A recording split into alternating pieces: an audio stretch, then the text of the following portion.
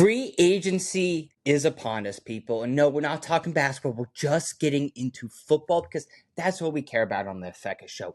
Let's get this crystal clear right here. On this show, we're going to tackle the quarterbacks that got accepted to a new team for free agency. It's like the new kid coming to school, and it's the first day it's going to be, okay, we see there's some synergy here, but is he going to be cool or is he just going to suck?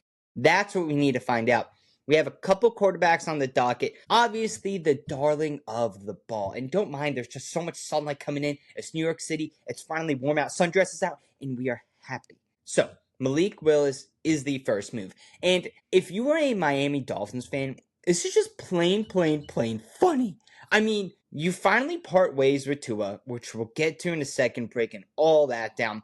But then you go to Malik Willis, which, don't get me wrong, I love Malik Willis. But signing him to a 3-year, $67.5 million deal, when you guys should just be rebuilding, and you have a pretty good backup quarterback for Quinn Ewers right now, who's young. It's just like, you know, we spent some draft capital on him. Might as well see what he comes out to be. And then you go ahead and you get Malik Willis. I get you might want to have your quarterback in place and start building around him, but truthfully, I don't believe you're there yet. Now, I don't think this would have happened if it wasn't for all the success with Sam Darnold. And it feels like they're falling into two different types of camps, right?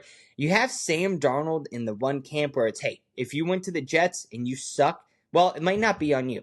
The other camp is, hey, you went to the Titans and you sucked, well, it might not be on you. And that's what we're seeing from Malik, and we're seeing that for Sam, and we're seeing that for some other quarterbacks as well. And now, he was playing much better down the line. Malik Willis, he was a backup for a little bit, but he was doing very good when he was a backup. I think he played against Huntley later in the year, and it was basically a battle of, okay, both these backup quarterbacks can do good. They have the potential to be starters, but who's going to be better?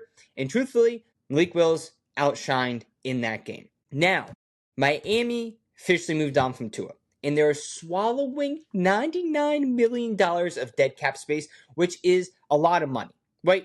Sure, it's not $100 million, right? That would be ridiculous, but it's $99 million, so that's very bad for the Dolphins, very good for whichever team picks up Tua, which we'll get to in a second. So why did the Dolphins go after Malik Willis? Well, I think Jeff Hafley, he wanted Malik. He was with him in Green Bay, so it just makes sense that he's, I need a quarterback that's in place for the first year. I know for a fact we're not going to suck that bad, but if you look at their conference, sure, they're going to beat up the Jets. I mean, they'll probably go 1-1 against the Jets, but I mean, they're not going to beat the Bills, right? So these are the things that the Dolphins have to think of, where why don't they just fully tank, try to get one of these great quarterbacks that's going to be coming out of the quarterback draft coming up, and then just rebuild from there. So, yes, it's going to have a positive impact for the Dolphins team. He's better than Tua, in my opinion, but what does this mean for fantasy football? So, Malik Willis, his draft stock went up. Obviously, you're a starting quarterback, your draft stock's going to go up, versus if you're a backup quarterback. Now, heading into the year, do I think his draft stock is above what Tua was in the previous year? Yes, I do, 100%. Now, here's the thing. He's going to positively impact some fantasy players. He's going to negatively impact some. Let me tell you why. Jaylen Waddle, all the receivers, whatever tight end they want to roll the dice on, they're all going to get improved, right? He's going to be better than Tua at throwing the ball. However, one of the darlings of fantasy football, A-Chain, he's not going to be as good. The reason is, now shout out to Warren Sharp for this one, is when you have a scrambling quarterback, they're much more likely to just go ahead, scramble for the first down, than just dump it off to A-Chain. And A-Chain found a lot of success in short receiving yards, and he just runs it in for a touchdown because no one can catch him. Now, can you run some type of option scheme where it's like Malik and he just dishes it off? Sure. Is A-Chain still going to be a top 12 fantasy running back? Probably, right? You're going to see a lot of garbage time. I'm sure they're going to utilize him. You can't just take a weapon like that completely out of the picture. But with that being said, sometimes you got to realize, hey, we're building a sandcastle here, and we need some of the wet stuff on the bottom to make it solidified. And that's going to be Malik Willis' ability to get out of the pocket and run for a first down. So, what does this mean? Well, they're always built for speed, this Dolphins team. You want to come down to Miami, they want to run you out of town, literally and figuratively. So, truthfully, I think this is great. And by giving him $45 million guaranteed, he's going to be a multi-year project. And I do believe, hey, if you want to start, rebuild the franchise, Malik Willis is a great piece. Would I personally rather just tanked, sucked for another season, and then gotten a quarterback in the draft? Potentially, and rolled the dice on yours? Yeah, why not? So Malik coming in, some quarterback had to go out. That quarterback name is Tua. Take all my money. And if you're saying, well, he didn't take my money, you're right, he didn't. But again, $99.2 million in dead cap space, 1-year deal with the Atlanta Falcons. Now, why is this able to work out so well? Because with Miami paying Tua as much money as he doesn't need to get that much money from his next team, right? They can just pay him the veteran minimum. He's happy with that. He's making bank already, and now he's going into a situation where he's much happier. Now, the current situation and why I believe they got Tua is he knows how to just run a lot of schemes, and I do believe that this Falcons team is kind of similar to what we've seen with the Miami Dolphins, where, hey, Bijan's just basically going to do the show, similar to A-Chain. Just get him open, get him the ball, figure out these quick passes, and definitely catch the other team off guard.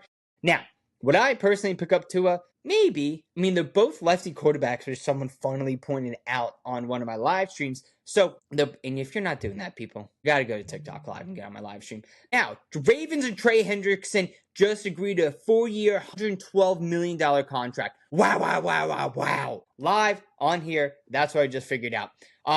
That's insane. I mean, you just had Max Crosby come out last night and say, hey, this isn't good. But now he is good? Well, he's not good, but you have Trey Hendrickson in there? Wow, that makes no sense, people. But let's get back to what we're talking about, which is just the quarterback. In my opinion, I think Tua is not that bad of a pickup for the Falcons. He did disappoint Miami, right? 7-10 season, and he struggled late, 15 interceptions, and frankly just got benched. But now he's joining Kevin Stefanski, and the scheme was really built for Tua in the Dolphins. And that was like what was so huge is that McDaniels was able to really draw up a scheme that complemented his quarterback so good. Falcons, they might not have that same there. But the reason you do is they're both lefties, and Michael Penix is rehabbing an ACL injury, so you truthfully don't know how good Penix is going to be when he comes back. Now, the fantasy football impact of this is I'm not touching Tua. I don't know what's going to happen with Penix and Tua, so maybe I'll go ahead and get him later in the day. Like, I might get him, like, as a flyer if we're coming to the season and we're approaching it, and it's like, hey, doesn't look like Penix is going to play the first 6 weeks. If Tua goes in there and Tua is great, he's going to keep playing. So maybe it's like a late round best ball type situation. But if you're in a 12-man league, I'm not sniffing Tua. I'm not sniffing him. It does end the Kirk Cousins era. Kirk Cousins officially going to be by the wayside. So what team's going to pick him up? Who knows? We've seen some people reunite, and maybe Kirk Cousins go back to the Vikings, and you say, well, there's no way Geno Smith goes to the Jets, and you would be wrong, because Geno Smith is packing up his stuff and going to the Jets. So obviously, Geno Smith was on the Raiders. I mean, look, Seattle, then the Raiders. His Raiders season wasn't that great, but honestly, I don't know how much of that is his fault, truthfully, because their offensive line is so bad. So since their line's so bad, it kind of makes you wonder, was this on him? Was this on him? It doesn't matter. The Raiders got the first pick in the draft. They're going to go with Mendoza. How could you not go with Mendoza? He seems like a solidified stud star, and they're going to rebuild around him. And all they had to give up was a 2026 7th-round pick in exchange for a 2026 6th-round pick. So pretty simple. Now, the Raiders, they were bad. They were bad. And then they didn't really have any pass catchers for him either. It was just horrible all around. Now, it's a full circle moment for Geno Smith, because what did I say? Okay, everyone who was on the Jets and the Titans, if they were able to fail but then come back, we've seen some positive momentum. Thank you, Sam Darnold. Now, to look for Frank Reich to distribute the ball to Breece Hall, Garrett Wilson, and maybe, who knows, they might be able to get some other weapons within this draft. Now, the fantasy opinion on this is I don't really want to touch him.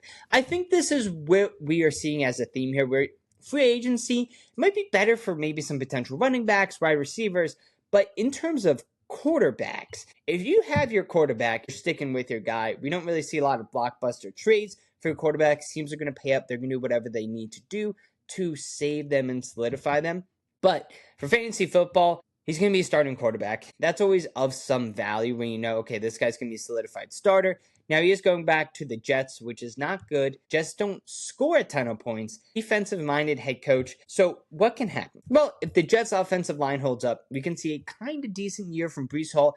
Garrett Wilson, if he comes back from injury and he's decent, he can catch a ball. He can catch a ball, right? He can do what he can do. So I think he's definitely going to be starting over Justin Fields. I don't see this as we go ahead and get Geno Smith And then we still have Justin Fields here. So that doesn't make sense. I mean, that makes less sense to me than whenever you go to the zoo, but then you don't bring enough pellets to feed the ducks. Like, if you're going to go to the zoo, you're going to go ahead and you're going to go full in. You're going to feed the ducks. You're going to pet the horses. I've never been to the zoo. I don't know if you could tell. That's just, hey, lakes, and I know other animals. So, again, will I take a late round flyer on Geno Smith? Sure. Am I going to go out there and push everyone out of the way so I can be first in line at the deli counter for him? No. I'm not going to do that. Now, the Jets defense added Minka Fitzpatrick, so they're building up the defense, so it could be one of these, hey, really hard-nosed teams. Geno Smith, just don't mess up type of scenarios. At 35, he's a short-term fix. I'm not anticipating anything big there, right? Now, some other big three that have dropped / need to drop. Daniel Jones. They Colts use a transition tag on him. Is he going to stay or not going to stay? My take, I believe he's going to stay, right?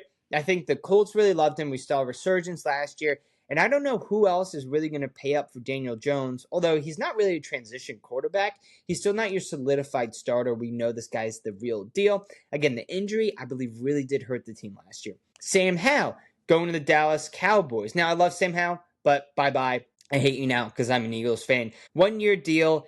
He's officially the insurance policy for Dak Prescott. Who really cares, right? Honestly, who really cares? And last one is Kyler Murray. So everyone's calling it the desert divorce. And trust me, in Arizona, I feel like there's a lot of second marriages. So it's very interesting to see what's going to happen with Kyler Murray. He's one of the top free agents. My pick in predictions that he's still going to be going to the Vikings. So people, that's a quick, hey, 3 big names to drop for the quarterbacks. Drop it in the comments. Don't forget to like and subscribe. That's the Fecka Show. And don't worry, we're going to come back with some other ones.